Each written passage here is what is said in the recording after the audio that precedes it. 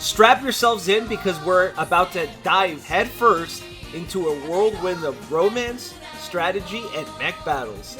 We'll discuss the unique gameplay that blends tactical RPG combat with visual novel dating sim elements. We'll be gushing over the charming characters, the incredible soundtrack, and the wacky storyline that will have you saying, "So long, boring games."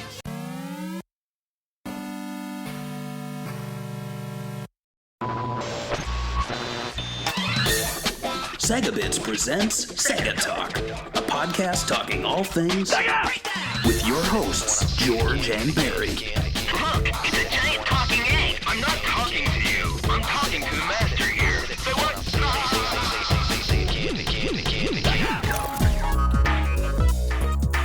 Hello and welcome to SEGA Talk number 137. I'm your host George, and with me, like always, is Barry. It's actually Sonic now. My name is Sonic. Oh, officially? So, you guys want to watch a movie or what? That is a horrible action figure. I mean, if you're listening to audio, Barry right now has a Sonic the Hedgehog, and it looks like... It's a plush. It's a plush, but it looks like somebody just, took a texture and they just put it on a plush. Alright, it's high not... five. It would have been better if it was just, a fuzzy plush or something. Gotta go fast. It's, it's from the first movie, but then they, he doesn't even have the official shoes, but he says a lot of stuff. Is that all you got? And he probably has more to say about Sakura Wars than I do, because Sonic, he grew up with it.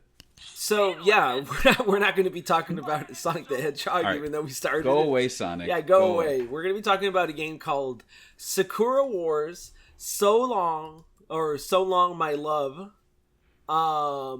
And this is the fifth entry in the game, which is weird. We usually don't talk about just randomly a fifth game in a series because, Right. I mean, this is a Patreon plug, right? It is. It is a Patreon pick. Right. I don't know if the picker actually left memories, but I'm going to search. Why don't you tell people how you can support us on Patreon, and I will look up. There's a website called patreon.com/SegaBits where you can support Sega Talk. As he looks for the information, I'll be telling you guys about Sakura Wars So Long My Love. It's a game that blends romance, robot battles, and historical fantasy. The story takes place in the 1920s steampunk version of New York City. You play as a captain who leads this team of warriors who are secretly also a traveling theater troupe. By day, you charm the ladies and put on dazzling shows. By night, you fight demons with giant robots. This title is also the first time the series officially made its Western English debut. So, any memories?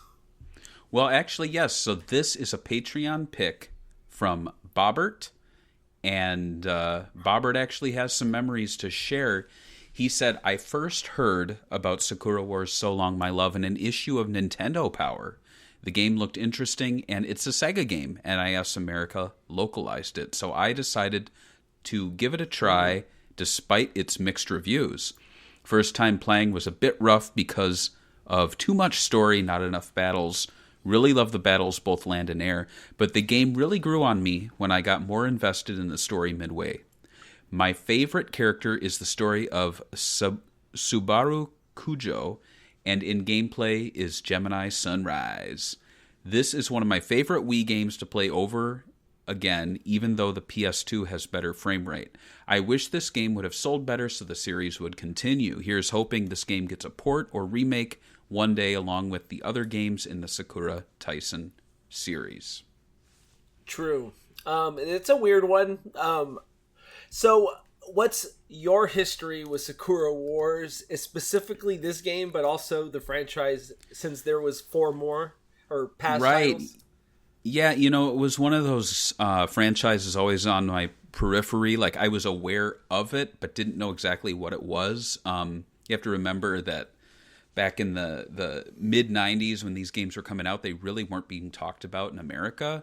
So the only time you would really see them is if you went to an import store or a video game convention and you'd see import Saturn games, and you'd notice a lot of these titles and even spin-offs with puzzle games and stuff. It really wasn't until I'd say the Dreamcast era, that I would official Dreamcast magazine would write about Japanese releases, and they would be like, there's no way this is coming west. Like they would just be like, there's a really cool Sakura Taisen 1 through 4 box set coming out in Japan. Too bad it's not coming here. Right. So I always knew about it. I didn't know what this game was all about. And then when I heard that the game was finally coming out, and this was actually one of the earliest Sega Bits like news posts I think I did, because I looked and there's like a picture I took of this, which is the PlayStation 2 version, right, sitting on my old kitchen table from like my old apartment. So it's like, that's a thick box. It's a thick boy. Yeah. And it's really nice. I'm sure we'll get into the differences between the Wii and the PS2. I actually didn't put those in the notes, but if you want to just briefly talk about it, if you want to, since you have it out. I'll do a little unboxing here. So, to my knowledge, the PS2, and I will say that this is in line with all Sakura War games. Like they all come with like extras all the time, even the Saturn version. Yeah. So, yeah.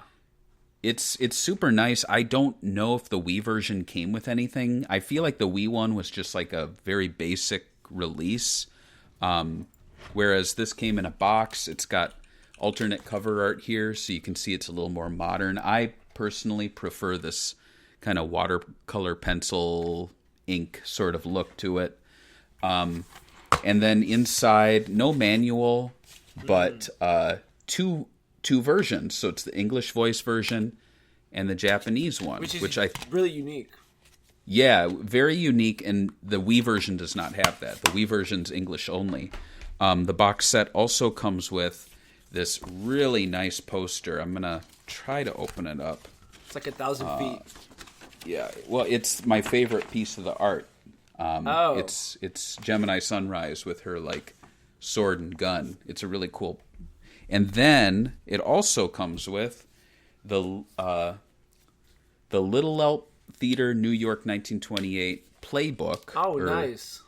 And it's an art book, so it has has all the characters with their autographs, as though like you went to go see the show and they autographed your playbook.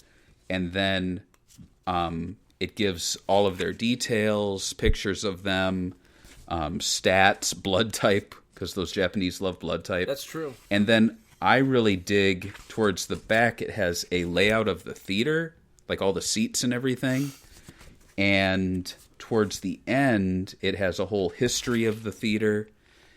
And so it's a really cool, like, in-universe. It even has the program. So it has all the shows that they perform. It has Cleopatra, Hamlet, Madame Butterfly. And then, you'd think I'm done. If you remember, I opened that up and there was no manual. Well, you get like a deluxe manual. So it's like the size of a DVD case. It's not full color, but it's very thick, and it covers all the characters, controls. It's in French, I think, in the other half or something. Is it Spanish or French? I can't tell. You can't tell it's between French. Spanish It's French. and French. Why? Come on. I'm flipping through it, and I just see la and el and un. What's next? You're gonna be like, is this Chinese or Japanese? I can't tell. Well, you're French, right? No, I'm not French. So it's a really amazing box. And this was at a time when Sega really did not give a crap about Japanese imports. No, they didn't. Or special edition boxes. So this was very unique. And it's kind of sad that Sega really took a back seat on this release. Their logo's not on the front. It's not on the back. It's like very tiny in the copyright info. Yeah. So there you go. But it's a beautiful box. I played a decent portion of the game and I loved it. Oh, really? But I never kept playing. So that's that. So personally, I like more of the mech battle stuff in the game, and this game actually is kind of like higher on the romance bits than it is on the mech battle bits, which some people like. Is that our new website? Yeah. Romance bits? Romance bits. But yeah. Personally, I think the romance stuff is a little cringe, and I think the game understands it and it plays it tongue-in-cheek. but to me it's too cringy to be playing tongue in cheek. It's almost like to the point where it's like that anime franchise where you're like, why, when you're watching an anime, you're like, I swear this is good, and then they come in and they're always crying, like they're over dramatically crying, and you're like, I swear this show is not all about this person crying. There's more to it, but they just walk in on the crying. And I feel like that's sometimes the cringy romance bits in these games. Sakura Wars, definitely not for me. I don't think they're bad or anything. It's just not what I like in this franchise. That's why I like Valkyria Chronicles better, or even Persona, even though I think Persona's romantic stuff is a little cringe too in itself, but it has a little more interesting bits to it, like online girlfriend idea or whatever, that's like, oh, I want to see how this ends the storyline. This one is more like just classmate girl that you like, right? Yeah. So I mean, I totally see where you're coming from. It's not, for me too, like dating sim games aren't really my thing either, but I think it's like top of the line sort of right. If you're gonna play dating one, sim, so it's like this is it.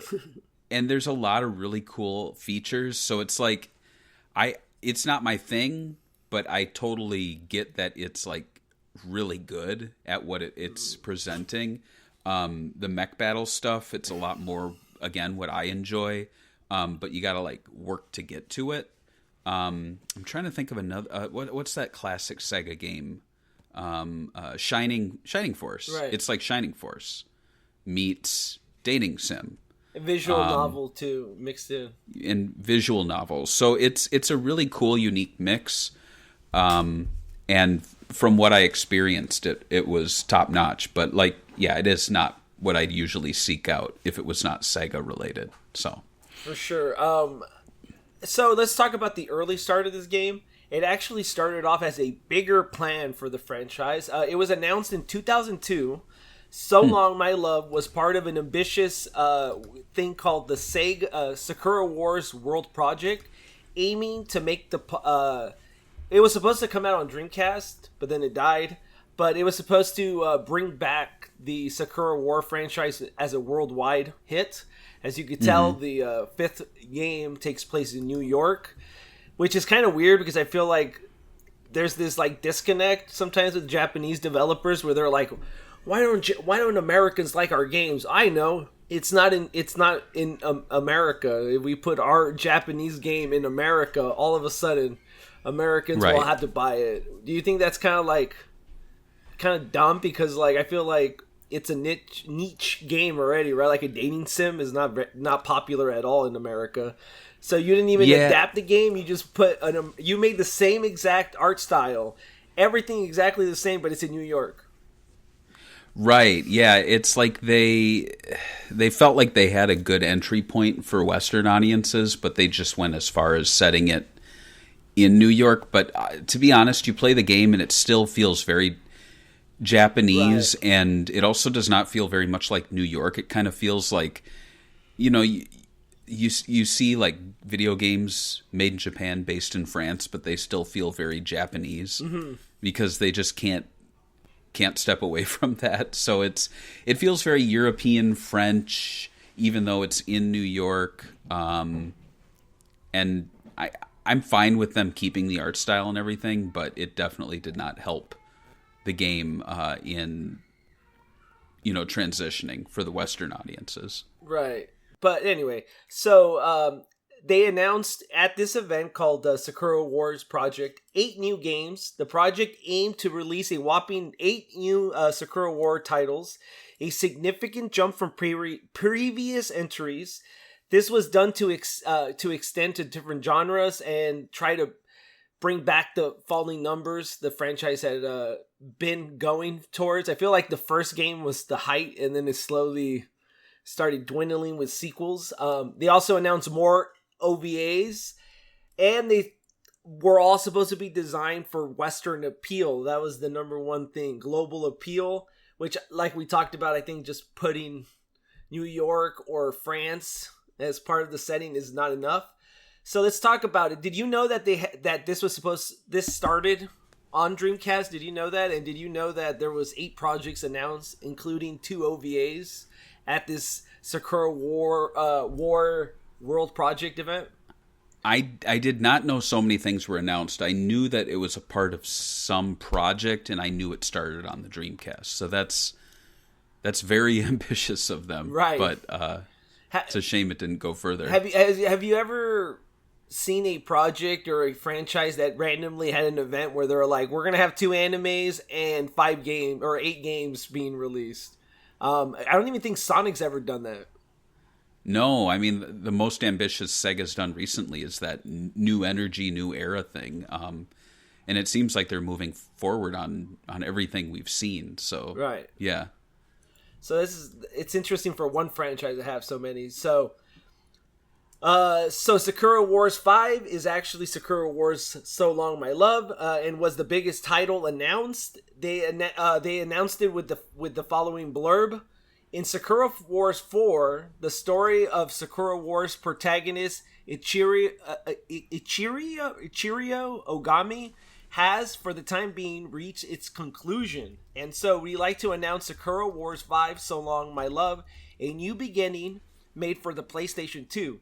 Our new setting is New York, the city of the towering skyscrapers. There you will get to experience the feats of the New York Combat Review, who were previously mentioned in Sakura Wars the movie, which is another thing with this franchise where they like have movie and OVAs that tie in with the story that tie into this. Kind of reminds me, the whole thing, of an early version of Persona where like it goes like Persona, and then you buy Persona 5, then you buy Persona 5 Royale to extend the story, and then you have the anime that extends the story too. They have like extra scenes in the anime, and then they have Strikers, which is a sequel to Royale.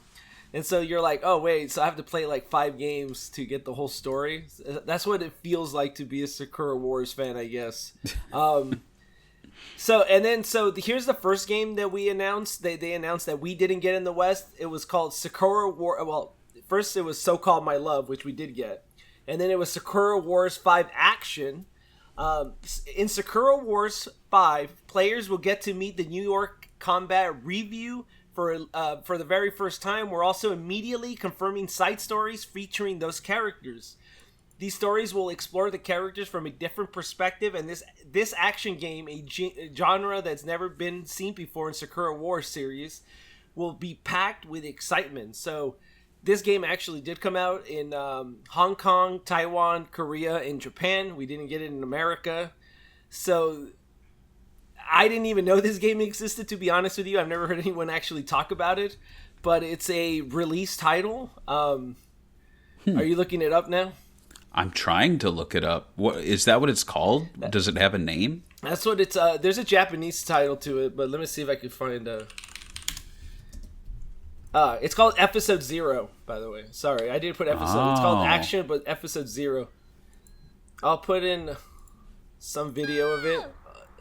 It looks like a graphic novel here. Oh, I'm playing gameplay of it right now. But yeah, it's a 3D. It looks a lot like the. They're using assets from 5, So Long My Love, and it looks like it's a side story. So I wouldn't think it's not that long. But interesting. So yeah, that's one thing. Did you know this existed? No, I mean, I knew that there were a lot of games, but I didn't know that there were continuations of 5. What console was it for? PS2. Oh, I'm seeing it here. So that just makes me like more annoyed, because it's like I got a slice of just a piece of the story here. There's an Episode 0. My God. And this is there's another one too on PS2 called Sakura Wars Story Mysterious Paris. This is a side story actually taking place slightly before Sakura Wars 4. So they decided to even do a Saw where they go back to before. So they have Episode 0 on Sakura Wars 4, which was on Dreamcast game. And then they have Sakura Wars 3 is Paris Burning. So this is the port from the Dreamcast onto the PS Windows and PS2. That was part of the project. Also, they did a port of Sakura Wars in Hot Blood on PS2. So I don't think we really need to talk about the Sakura Wars 1 on PS2. It was just a port of the first game, which is weird because they never did 2. So they did 3 and 1, but not 2. But I do have 2 pictures of the collector's editions they got. So one of them's a collector's edition, which is kind of like comes with a clock and some CD and a like art thing, it looks like, in a nice big box. And then the other one is just the they call it first print edition, but now I guess we call it day one edition. Which is, it's funny that they did that back then, but now it's kind of a normal thing. So that's already 5 titles. So 2 of them were ports, 2 of them were like mini episodes, and then Sakura was so Long My Love. So we got to 5. And the canceled games include Kouma/Demon. This one was the Imperial Combat Review stars of the Sakura War series. Before them, there was a unit known as the Anti-Kouma Corps, whose battle against Kouma and the Kouma Wars was the spark that led to the creation of Review. And here it depicts the war that started the Review, which you play as. And then there's this other one, which I'm going to butcher the name. Sakura Hime Nishiki Imaki is a title of the Sakura Wars project expansion of time and space. The game takes place during the Sengoku period. Please look forward to that story unfold in the setting never before seen in the main series. These 2 past games, one taking place in more ancient times, and the kind of like pre-war to everything that's happened in these games, never happened. And I don't think they're ever going to happen. They've been canceled. We actually, since 2019, we've gotten reboots. So what do you think? Do you think it's a good idea for a franchise like Sakura Wars that's been dropping in sales to saturate their titles, their sales even more by releasing 8 projects and all these? Like, sales are down, so to get the numbers back up, they decided to make 8 projects. Do you think that's a little extreme? Yeah, I think they were a little overly enthusiastic. Also, I think the Sega nowadays would just be like, let's focus on one title, make it a worldwide release, have, it come out the same week in every territory. And it's been really working well with Yakuza. And it's just such a shame that they didn't have that mindset back in the mid-90s and early 2000s. Because I feel like the Sega of today, if they had that mindset and they had these games, these would be a huge success. Sure, they wouldn't be like maybe selling as well as Yakuza, but they would have a very strong fan base in the West of people who like these games and look for these games. You just have to scale the cost appropriately so that you're not spending millions on games that aren't making the millions. But yeah, it's just a shame that they, I don't know. I want so much more from this franchise, and I wish it would come West. Like, I really wish there was like a 1 through 4 re-release. There are so many games that have gone untranslated. It's just wild. I will say that recently there's been a big uptick on fans bringing back Sakura War games, as in doing the translations, even the more obscure like Columns games, because there's like a gazillion Sakura Wars games. There's like games on the Game Boy Color that nobody talks about, but yeah, I think there's a LCD game I saw. Did somebody translate that one? No, I don't think you can, but yeah, that'd be cool. That would be cool, but go on. Oh, that's it. Okay. That's all. Let's talk about the gameplay of the game, which is pretty important. Sakura Wars So Long My Love tells the story of... Let me lower the volume a little bit, sorry. Shinjiro Taiga, a samurai in training from Tokyo who gets whisked away to the 1920s New York City. There, he joins the ranks of the Imperial Combat Review, also known as the Star Division, This seamlessly ordinary theatrical troupe is actually a secret team of warriors piloting giant robots called Kyobu? Is that how you say it? How do you say it? Koobu? Kobu? To defend the city from demonic threats. So let's talk about some of the story elements. It features a double life. Shinjiro must struggle his duties as a budding romance-seeking captain with the intense responsibility of leading the Star Division in combat. Okay, let's get this out of the way. There has to be, like, somebody has to say it. If you're the captain and you're the boss, you can't be hitting on the girls under you. There's a conflict of interest here, right?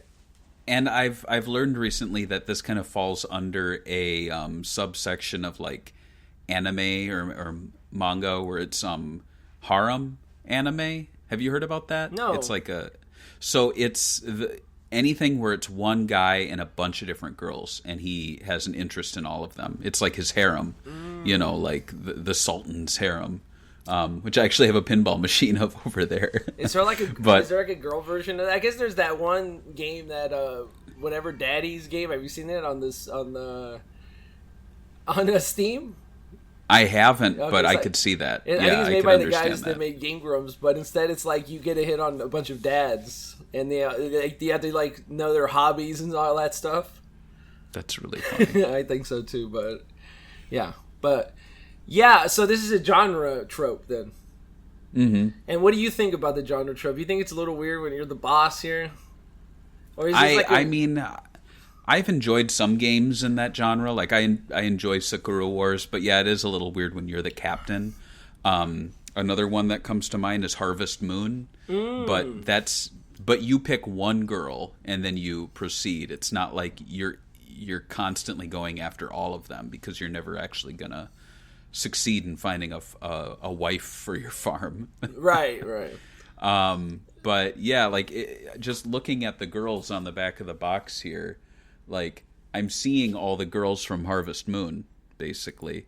I don't know. One of them's, like, little, though, so I really, really hope you don't hit on her. Me too. But... oh, God. She's in, like, the... Well, I don't know. No, that's just, like, fighting. The game also features supernatural threats. A mysterious force known as the Dark Pneumia is manipulating demonic beings to attack New York. The Star Division stands as the only line of defense.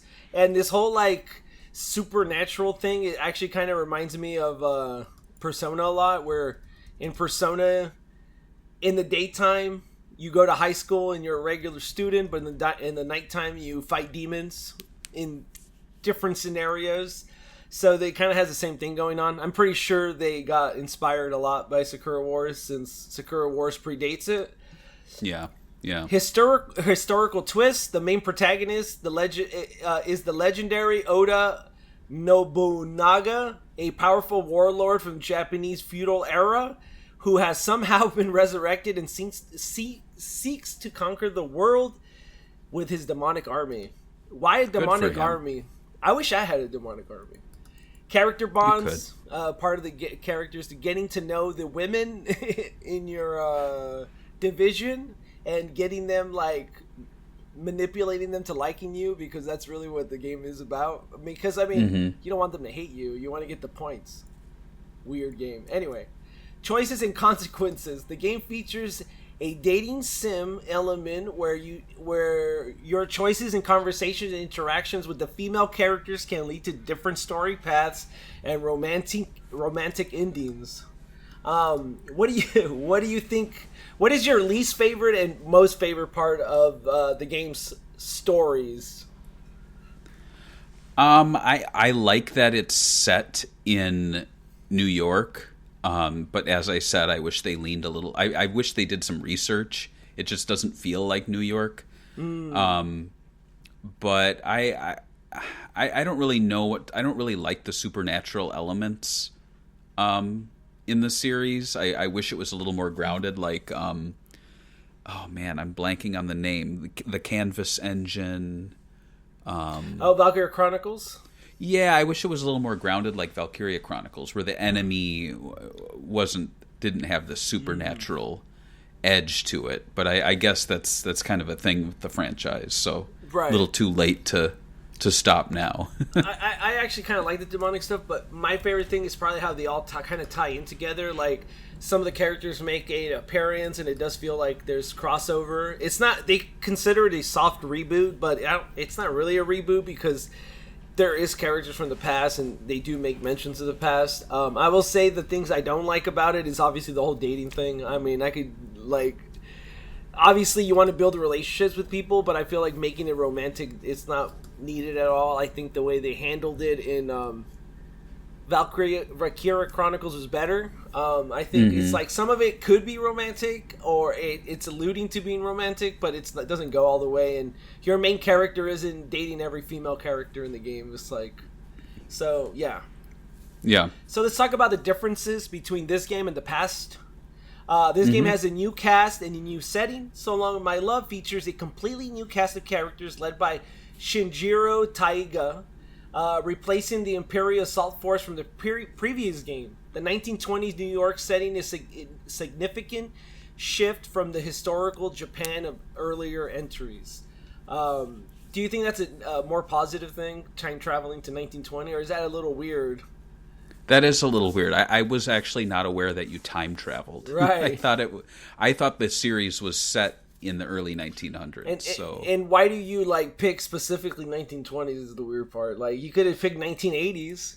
I don't know. And I have to wonder, are the stars on the US flag accurate in the art for 1920? You think they care in Japan? I don't know. I don't think they care. You can keep going, but yeah, there's more emphasis on romance, like I said before. The streamlined combat, the tactical RPG combat system in So Called My Love is considered slightly more streamlined compared to past entries. While still strategic, it might feel a little less complex for veterans of the series.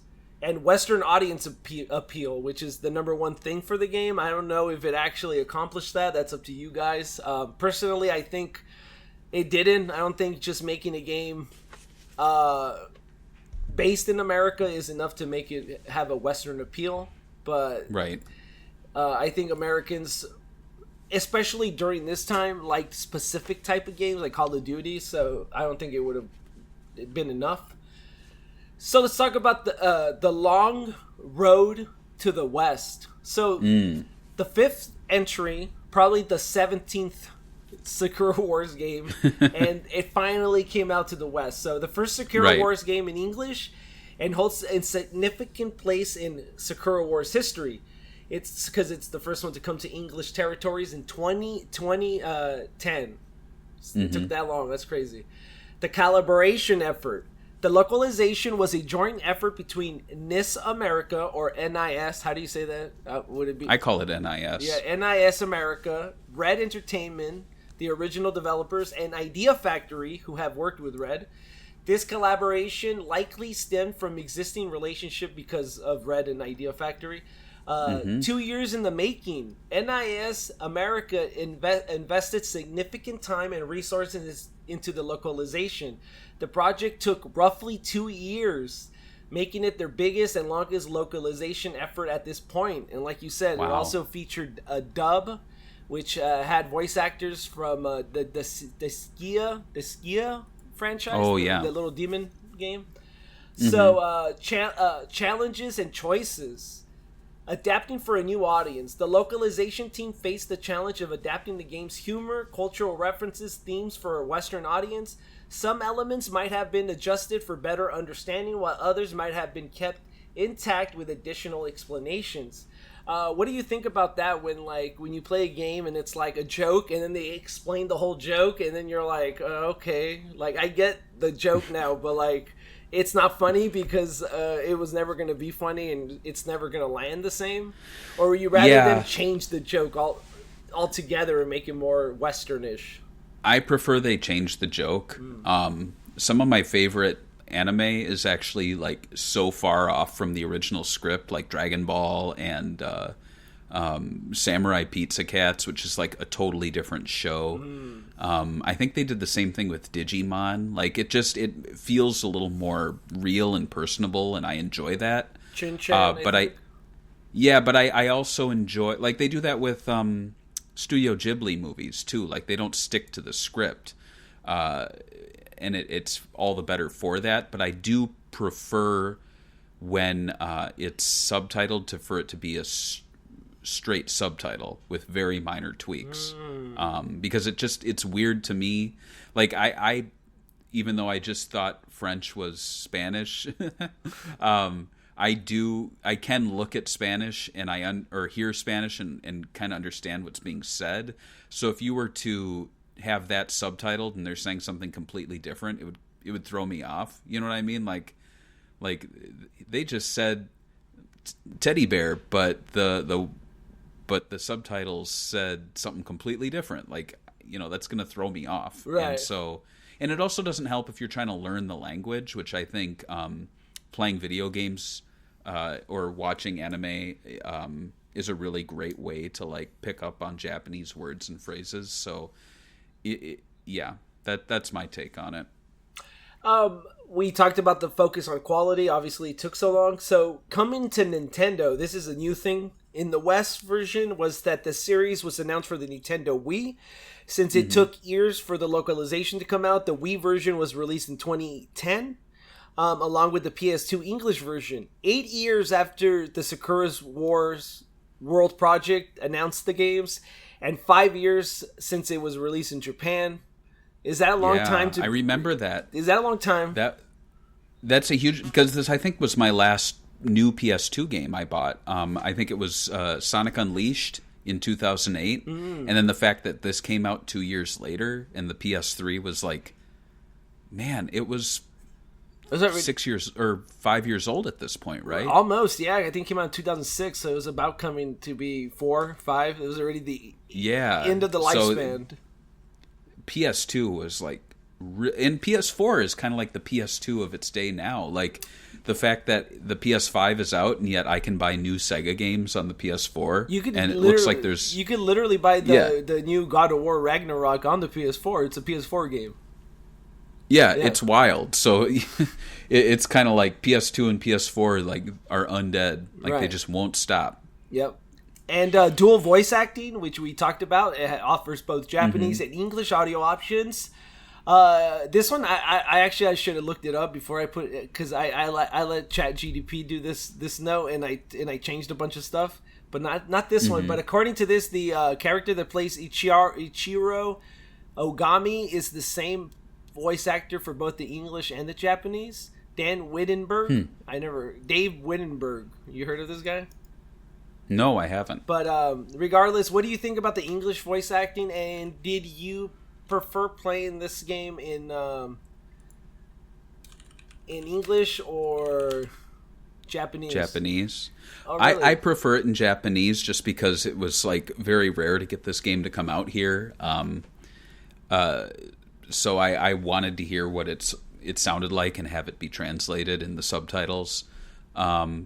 But yeah, I thought the English, from what I've heard, is pretty good. It's not bad. So Dave, I guess he does a good job. Yeah, I guess he does a good job. It's funny because some of the, I don't know, it depends on how much I've heard the Japanese stuff. Like, I can't hear Kazuma outside of the Japanese voice. Like, I don't think they should have ever dubbed him in English. But when I hear like the new Yakuza 7 cast, I played it in English and I thought it was fine. I think everyone did a great job. So I guess it depends. If I'm used to a voice, I like to listen to it on that voice. It's like, for some reason, it took me a long time to get into Dragon Ball Z in English, because I watched them subtitled for the longest time when I was a kid. And so I was like, oh. And in Spanish. So it was like the English was the last one I heard. But Lost in Translation, the game's original release in Japan included a series of promotional videos that air on the Sega Channel. Unfortunately, these videos were lost when the Sega Channel service shut down in 2010. However, dedicated fans might be able to find them on video sharing sites like YouTube. Wink, wink, wink. And I don't think I want to play anything, because Red is notorious for copyright striking people, from what I've seen, for their anime, so let's not. Okay. Impact and Legacy. Before we get into that, what do you think about the whole like Sega channel and like should Sega have like some sort of like archival? Like I know they have an archival process. Like they have this stuff, right? We've seen it come out with Sega Forever, but we never seen like these like videos that were gone from Sega channel from Japan. Like why don't we have like an archive site with all this stuff in HD, like with all the ads and everything? You know, I really don't know. I wish they would allow even fans to archive it. Just release the materials for them. It's not going to hurt anything. It's free advertising. Right. And it's materials that were available, and then people just didn't think to download them or Right. didn't have the means. So nowadays, you know, it's all these kids are coming out of the woodwork and starting like Twitter accounts, and they're like, "This is an archive," and I'm like, "Is it?" Because it's on one of the worst social media sites. Like you really need to find a place to like properly archive this stuff. Like a real.com or something. Right, like a real... That's the thing. I mean, little kids listening to this, get a website, get a server, and it's yours. It's kind of like... Twitter is like the apartment, and websites are the house. Like, you need a house, you know? I agree. I agree 100% with you on that. There's so much... Because you're talking about stuff that was lost in the 2010s. I'm talking about stuff that is being lost right now because people are like... You know, Elon's like trigger happy shutting down people for the weirdest reasons. But it's not only that. Even our channel, even our site got like some weird warning the other day. For what? It just, I don't know what it was. It was just like, it was like, it said our site was like doing bot-like behavior. And I'm like, what are you talking about? What a moron. But I was going to say, I just don't think these people should give their what do they say, their following or work over to a single entity like Facebook or Meta, whatever you want to call them, because you never know when they'll turn around and shut down whatever they're doing when it's not profitable, or change the rules where you don't agree with them politically or something deeper or meaning to you that you have to leave, and now you put so much effort and time and work into this one platform with 100,000 followers, and now you're going to have to move and start over. That sucks. You should always try to branch out and do something that you control 100% for sure. Right, I agree with that. Right.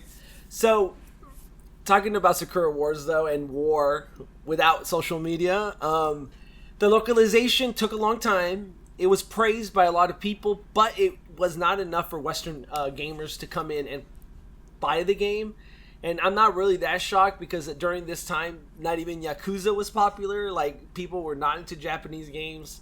I think this game could have been the best Sakura Wars game with a AAA budget, full anime cutscenes, and it still would have bombed because it was just not the time period for it. That's my opinion. What do you think about?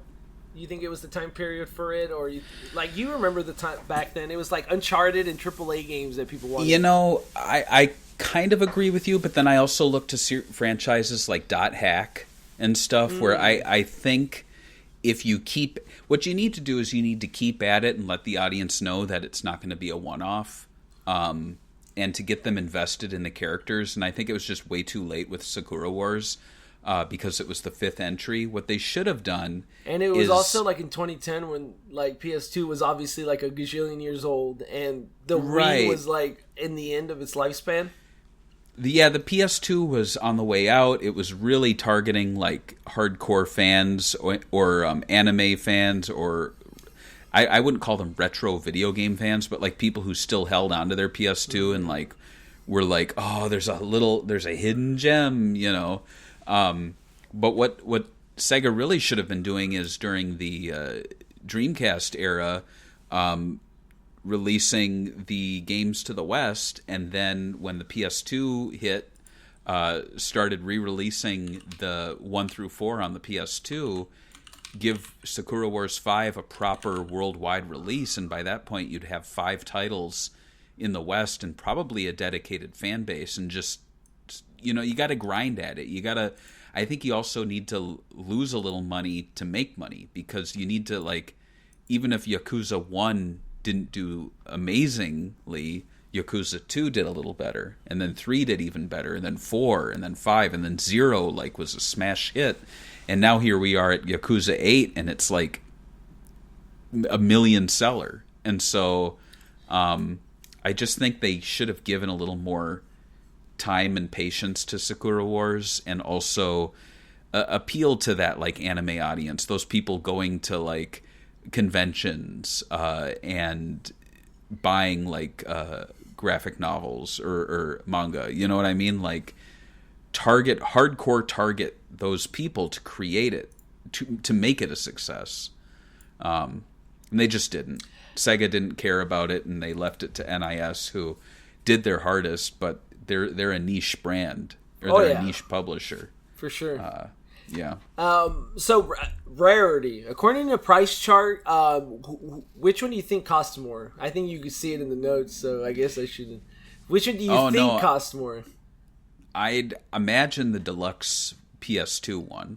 True. So complete, the PS2 costs $89, and the Wii $68. I would say comparable pricing. I would say that seems about right. I think it's one of those games that's going to continue to get rare because I don't think it sold well in the West. And right now, I would say this is kind of in the low end. If you think about it, because I've seen so many Saturn games that has probably sold a little more than this game, sadly. Especially considering how popular the PS2 was as a console. Yeah, this game right now, it's between 90 and 150 depending on the condition. Mm-hmm. And like I follow a few Sega games on eBay that I've been meaning to pick up. One is Outrun. What is Coast that? To Coast? Yeah, and I know the PS2 one's kind of like not that great. No. But I keep kind of dragging my feet on picking that one up. And I've noticed that that's now like going up in price. And I'm like, that's not even the good one. No. You know, like that the Xbox one is the best. Like $300. Yeah. It's insane. It's becoming like the price of Outrun Coast to Coast Xbox is what Panzer Dragoon Saga was 15 years ago. There was this post I was looking, because sometimes you'll find like games that have been delisted. There will be like third-party websites where they have Steam links, codes, and they'll sell them for a little more inflated price. I was like, I wonder if I could get Outrun Coast to Coast on Steam. No, there's people that are literally offering hundreds of dollars on boards, asking for the code. So that Outrun Coast to Coast is one of those games that became rare over time for sure, even though it didn't seem like it was going to be rare at the time because it's just this racing game, but it's the racing game, obviously. Right. So let's talk about advertisement. As you know, there wasn't too much of a huge push for the game in the West, but in Japan they had 2 commercials, 15-second commercials. We could check them out. Tell me when you're ready. Let's peep them. All right, play.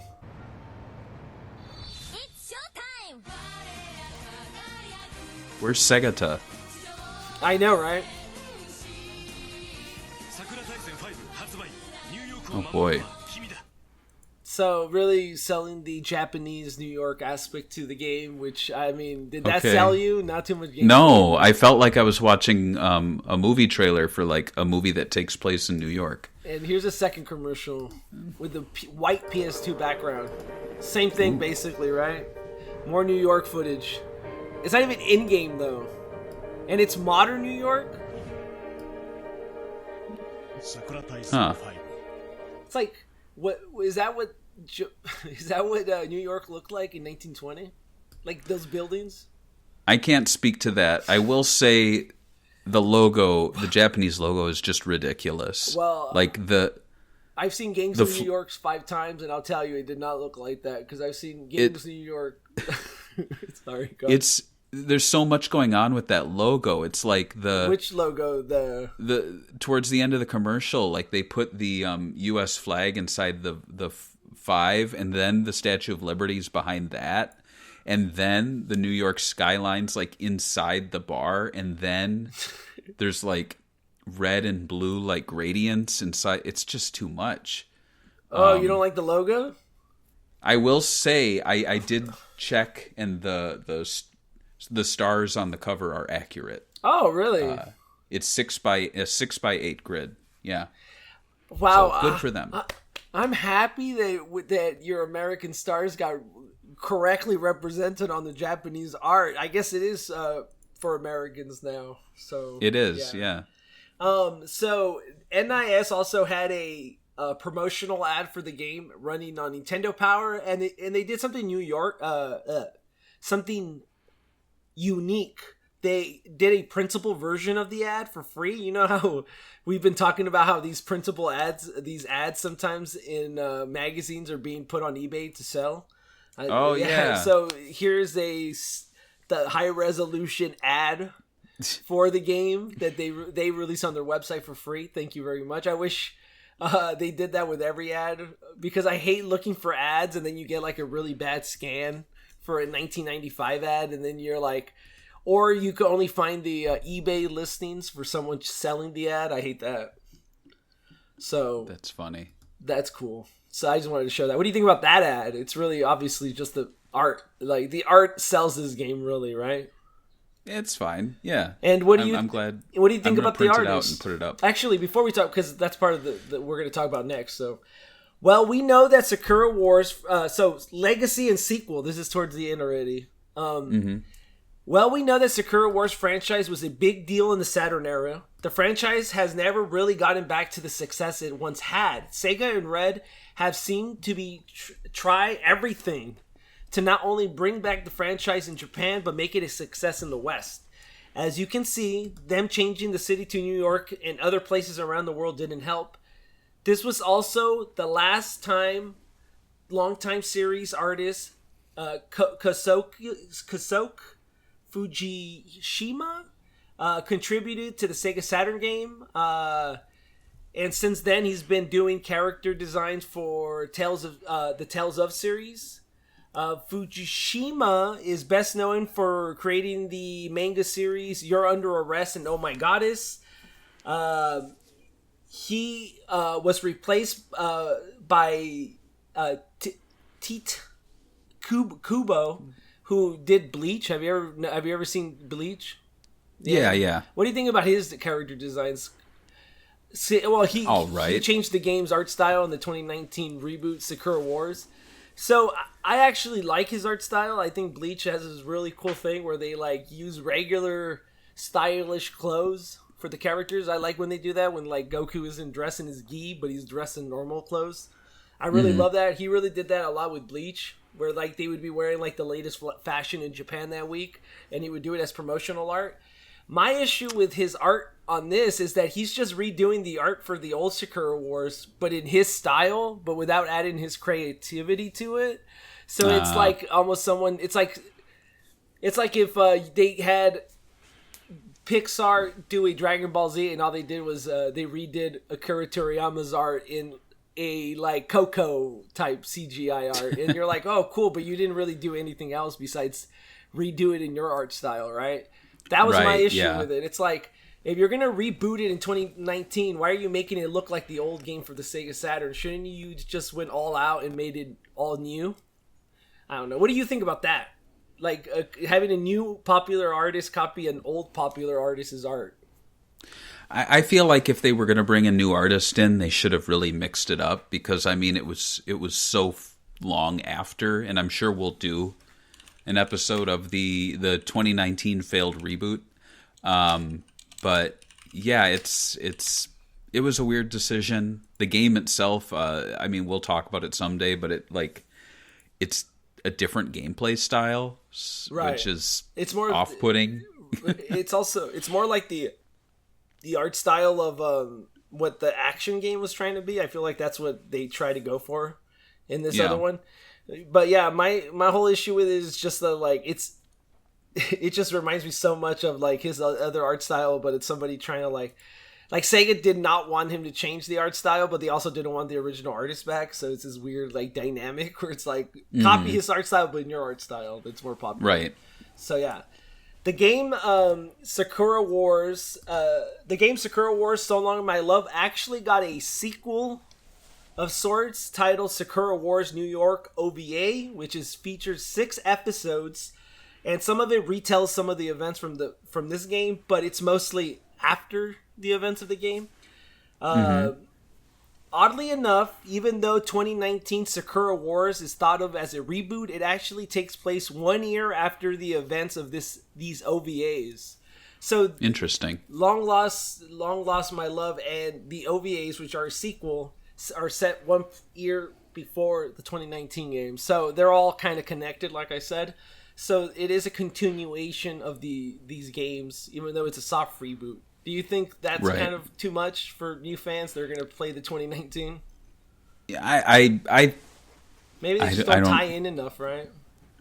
I don't know. I think as much as I like what I've seen of the franchise, I think continuing an ongoing storyline like that is throwing a bit of fan service to a too small of amount of fans that I don't know. Like they should have just started from scratch, to be honest.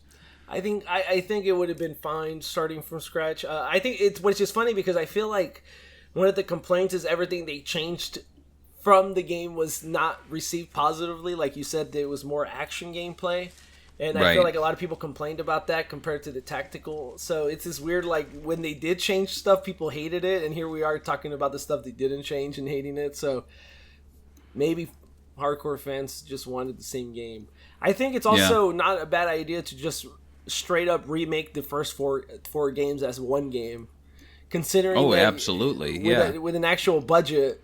I feel like remakes have been doing well for other franchises like Yakuza, obviously the Kiwami games, and Resident Evil, and all these other franchises have done Phoenix remakes. Wright exactly has been doing a lot of, and that's what fans really want, is they want like a bundle of games they never been able to play before. So I honestly, I think if Sega really wants to again work with a smaller publisher who will translate 1 through 4 and give it like a niche release, like go ahead and do that, because I think that's the future of this franchise, not it becoming a big multi-million selling franchise, because it never will. I don't know what their hopes were for 2019 Sakura Wars, but it definitely did not pay off.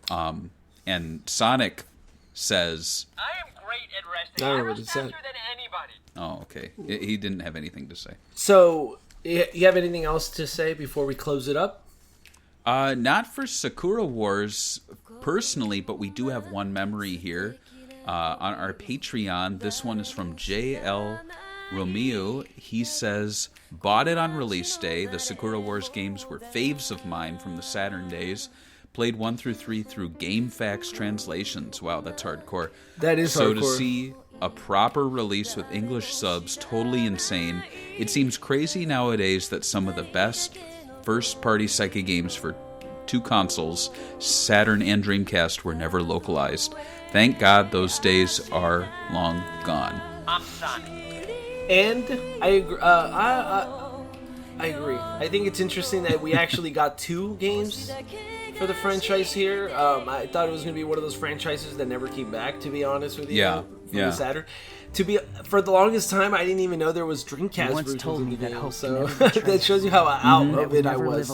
But what are we going to be covering next time on Sega Talk? Now I think I know what you meant.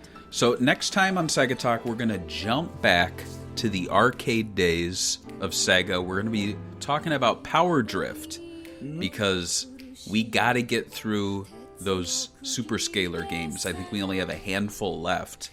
And I'm even going to jump further out. After that, George, you're going to be talking about Tom Kalinske. And it's Tom Kalinske, the man, the myth, the legend. That's right. And that's going to be a Patreon pick from, I believe, Nicholas Schaefer. And it's kind of a new thing. He pitched it to me in the DMs on our Patreon. And he just wants us to start talking about people. So, I guess we'll talk about his early career. But I also thought, George, one of the opportunities we have is that we can dip back into our interview with him for some quotes. And also, we could just email him and ask him if he had anything he wants to, say to us. That's true. Type out something for us. And then Nobody after thought that, about the Barbie movie. That's a good one. I'd like to know. Yeah, and then after that, I'm actually going out even further here. So at the end of April, there's going to be another Sega arcade meetup at the Galloping Ghost Arcade. It's on April 27th, which is a Saturday, meeting up at 1 through 6. Like, that's the time when people all be there, at least. But people can, attend throughout the day. But very exciting news. So Doc Mack, who runs Galloping Ghost Arcade, did a video today where he showed off a new expansion space, which is an old Asian restaurant on the side that they took over. But inside, he was in a room that's going to contain, get this, a Galaxy Force 2 deluxe machine, Maybe I can't big say I'm a spinny worthy thing, man. Jesus.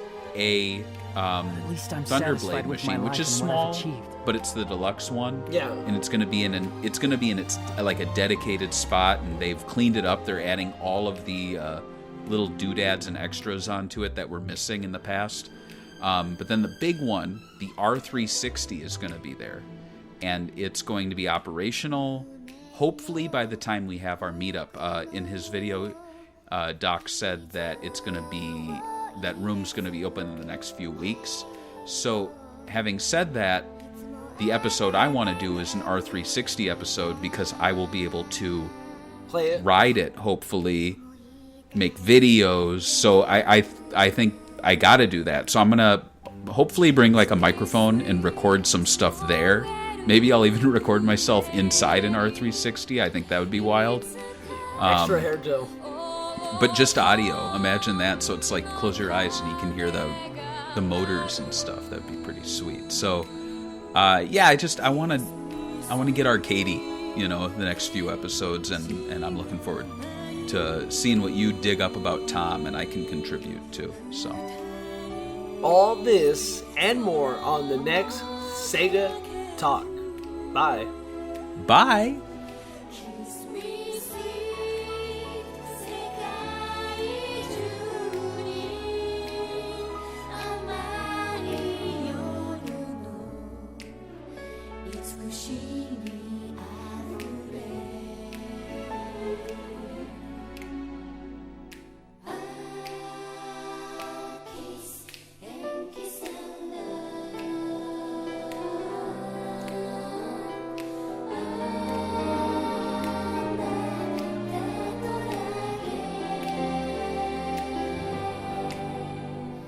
Kiss me sweet このままずっと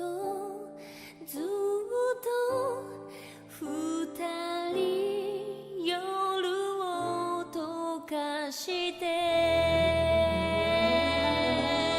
Kiss me sweet 星に祈り二人強く強く Kiss me sweet 夢を重ね過ごした日々に心感じてる Kiss me sweet 夢を重ね過ごした日々にあなた感じてる They told me I could come back to Japan anytime. But I think I'll stay here a while longer. I'm not ready to leave my friends just yet. In love, Shinjiro.